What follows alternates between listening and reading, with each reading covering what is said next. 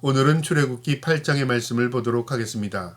이 8장의 내용은 하나님께서 이스라엘 백성들을 출애굽시키기 위해서 모세를 통해 바로 앞에서 어떤 기적적인 사건을 통해서 바로가 이스라엘 백성들을 보낼 수 있도록 하나님께서 재앙을 내리시는데요. 이 재앙을 봤음에도 불구하고 이 바로는 이스라엘 백성을 보내지 않습니다. 하나님께서 모세를 통하여 두 번째, 세 번째, 네 번째 재앙을 내리시는 내용이 오늘 8장의 내용인데요. 오늘도 이 말씀을 통해서 세상의 주인이 하나님이심을 깨달을 수 있기를 축복합니다. 8장 1절에 여호와께서 모세에게 이르시되 너는 바로에게 가서 그에게 이르기를 여호와의 말씀에 내 백성을 보내라 그들이 나를 섬길 것이니라. 하나님께서 내 백성이랍니다. 내 백성을 내가 보내라. 그들은 나를 섬겨야 할 것이다. 하나님 명령하랍니다. 만약에 내가 그렇지 않으면 어떻게 하냐? 하나님 다시금 또 재앙을 내리겠답니다. 2절에요. 내가 만일 보내기를 거절하면 내가 개구리로 너의 온 땅을 치리라. 하나님께서 개구리 재앙을 통해서 다시금 이 애굽을 치겠답니다. 그런데 왜 하나님께서 개구리 재앙을 내리셨는가?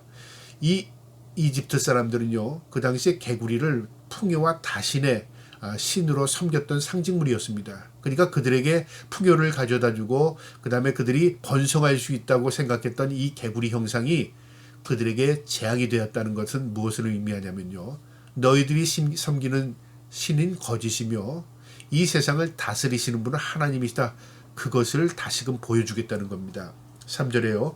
개구리가 나일강에서 무수히 생기고 올라와서 내 궁과 내 침실과 내 침상 위에와 내 신하의 집과 내 백성과 내 화덕과 내 떡 반죽 그릇에 들어갈 것이며 개구리가 너와 내 백성과 내 모든 신하에게 기어 올라오리라 하였다 하라.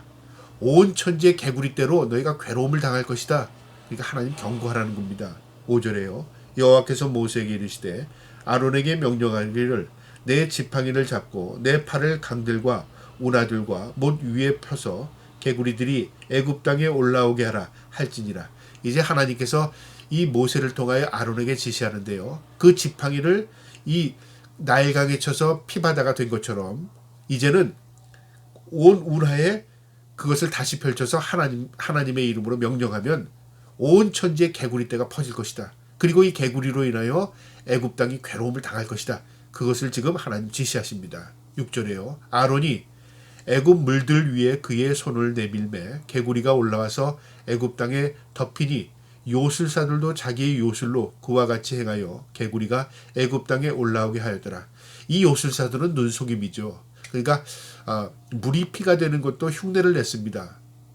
또 개구리 이 운하에서 개구리가 나오는 것도 흉내를 낼 수 있습니다. 이건 속임수입니다. 그러나 그들이 무엇을 만들거나 기적적인 어떤 것을 행할 수는 없습니다. 그러니까 바로는 속는 거죠. 그러나 그들도 흉내를 냈습니다. 8절에요.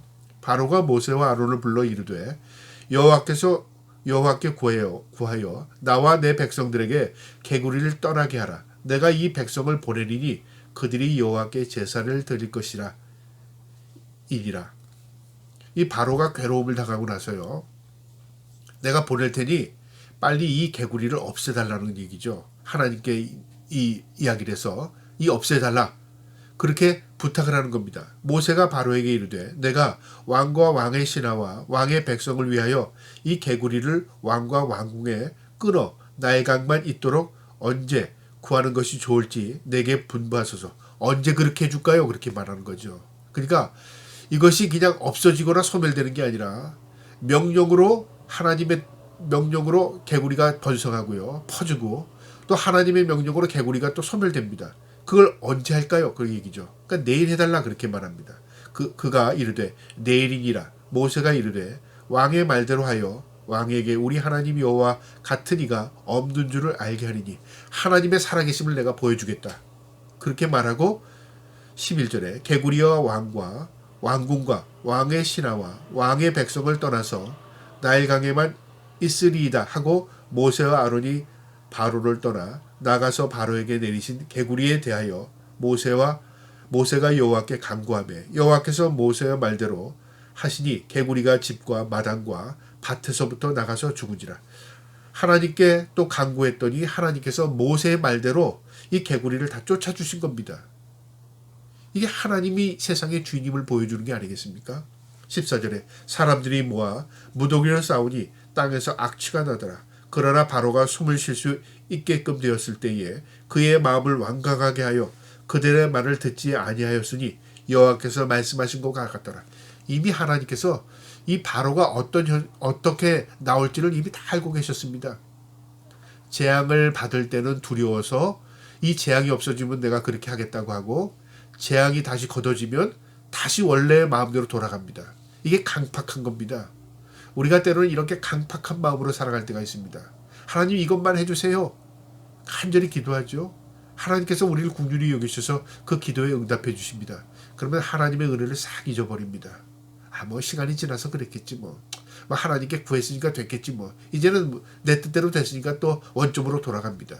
이게 인간의 강팍함입니다. 우리가 깨닫는다는 건 무엇을 의미하냐면요, 이것이 하나님의 은혜였구나, 하나님만이 하실 수 있구나, 그걸 깨닫게 되면 돌이키지 않는 겁니다. 회개는 유턴, 돌아와서 다시 그 길로 가지 않는 겁니다.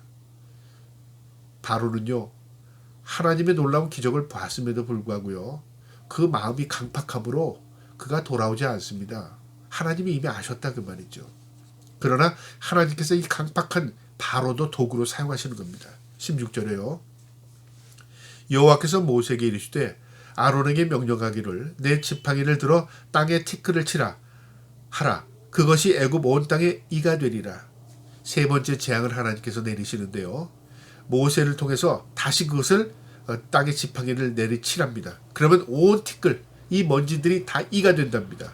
그들이 그대로 행할새 아론이 지팡이를 잡고 손을 들어 땅에 티끌을 치매 애굽 온 땅에 티끌이 다 이가 되어 사람과 가축에게 오니 요술사들도 자기 요술로 그같이 행하여 이를 생기게 하려 하였으나 못하였고 이가 사람과 가축에게 생긴지라. 요술사들이 흉내를 다 내려고 합니다. 그리고 눈속임을 하려고 했지만요, 그거는 되지 않았다 그 말이죠. 여기 이 티끌이라는 것은 언제 마른 땅, 건조한 땅에서 나옵니다. 이나 이런 것들은 습지에서 생깁니다. 목이나 이 같은 건 습지에서 생기는데요. 그러니까 조건이 맞지 않는 거죠. 요술사들은 조건을 이용해서 어떤 눈속임을 할 수 있었으나 조건이 영 반대되는 데서는 나타나지 않는 겁니다. 하나님은 세상을 다스리시는 분입니다. 조건을 초월하시는 분이십니다. 하나님께서 티끌을 이로 만드시고 그 이를 통해서 이제 사람들의 몸에 들어가서 괴롭게 만드는 겁니다. 물은 못 마셔도 안 마시거나 어떻게 피할 수 있고요. 그 다음에 개구리는 또 문을 닫아버리거나 어떻게 해서든지 피할 수 있지만 이 이는 먼지가 되어서 몸에 달라붙습니다. 그러면 사람들은 직접적인 고통을 당하게 되는 거죠. 이제 그런 상태가 된 겁니다. 19절에요. 요술사가 바로에게 이르되 이는 하나님의 권능이십니다. 그러나 바로의 마음이 완악하여 그들의 말을 듣지 아니하였으니 여호와의 말씀과 같았더라. 요술사들도 이것은 하나님이 하신 것입니다. 말을 해도 바로가 듣지 않는다. 이 말은요, 이미 들을 자세가 돼 있지 않은 겁니다. 이미 하나님에 대해서 문을 닫아버린 겁니다. 그러나 하나님은 그 마음도 하나님 도구로 사용하십니다. 그래서 이스라엘 백성을 출애굽시키고자 하는 하나님의 섭리가 나타나는 것입니다. 20절에요. 여호와께서 모세에게 이르시되 아침에 일찍 일어나 바로 앞에서 서라. 그가 물 있는 곳으로 나오리니 그에게 이르기를 여호와께서 이와 같이 말씀하시기를 내 백성을 보내라. 그리하면 그들이 나를 섬길 것이라. 반복적으로 하나님께서 말씀하십니다. 내 백성을 보내라. 그들은 나를 섬길 것이라. 여러분, 우리가 하나님을 섬기는 하나님의 백성들입니다. 하나님을 섬길 때 하나님 우리 지켜주시고 보호하십니다.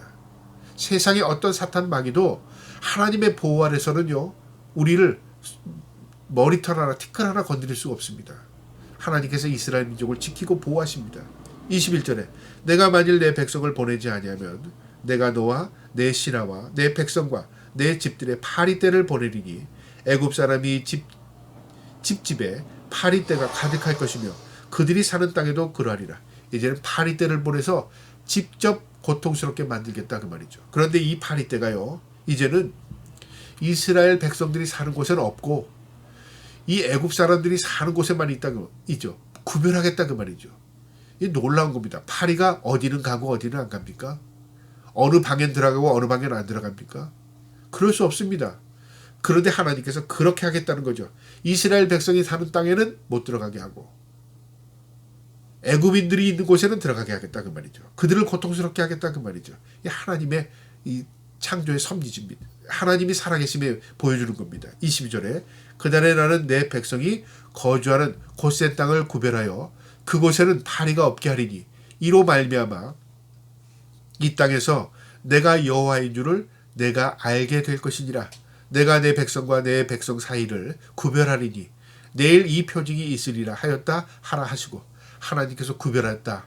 이게 분리했다 그 말입니다. 우리가 거룩한 삶을 산다는 게 무슨 의미냐면요. 구별되었다 분리되었다 그 말입니다. 세상 가운데 있지만 거룩한 백성은 구별된 삶을 사는 것입니다. 이게 하나님의 도우심을 받는 겁니다. 우리가 세상 사람처럼 살면서 하나님이 도와주신다. 그렇게 하는 게 아니라요. 우리가 거룩한 백성으로 살아갈 때 하나님 우리 지키시고 우리를 보호해 주십니다. 23절에요.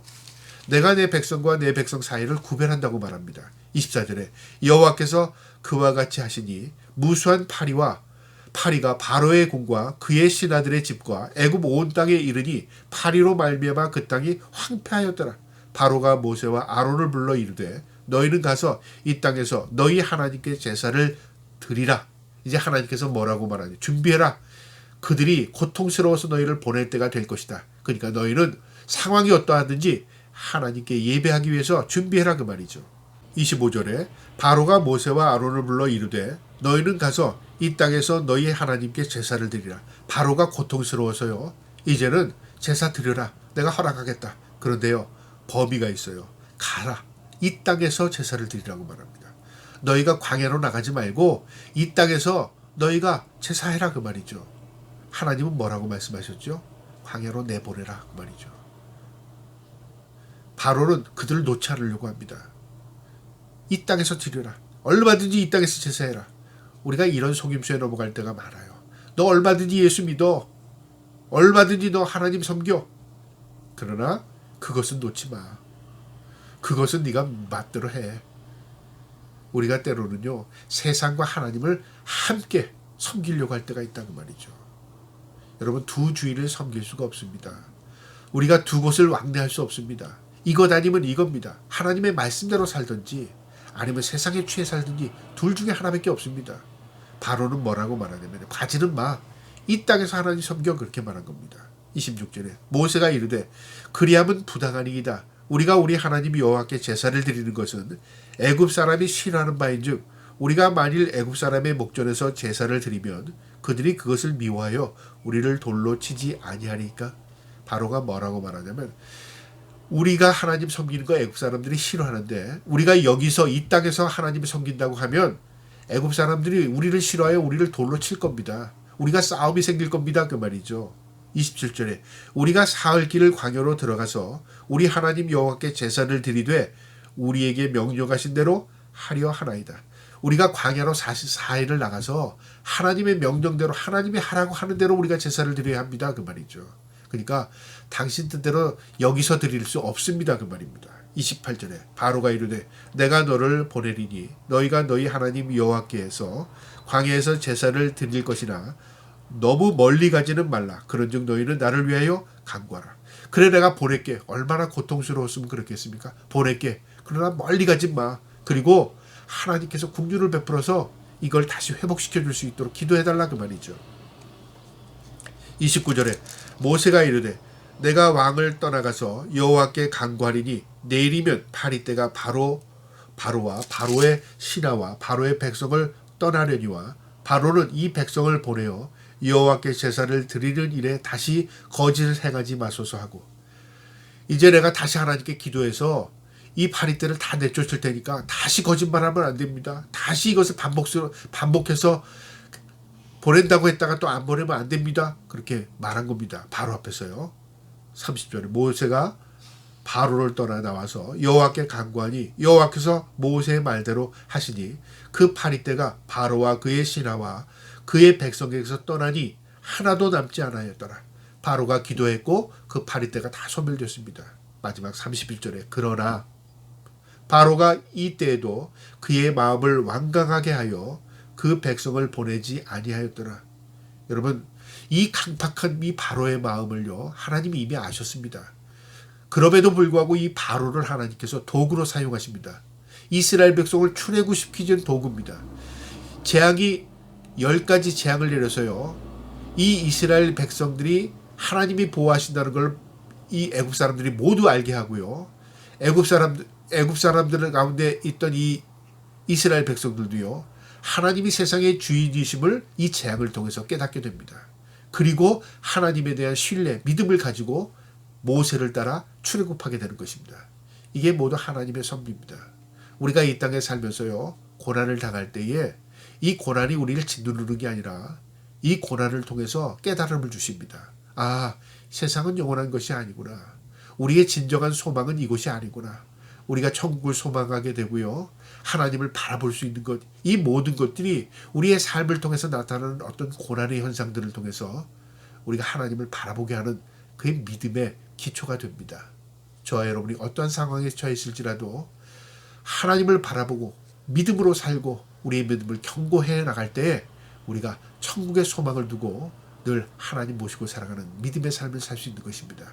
저와 여러분이 그 믿음 가지고 오늘 하루도 승리할 수 있기를 주님의 이름으로 축복합니다.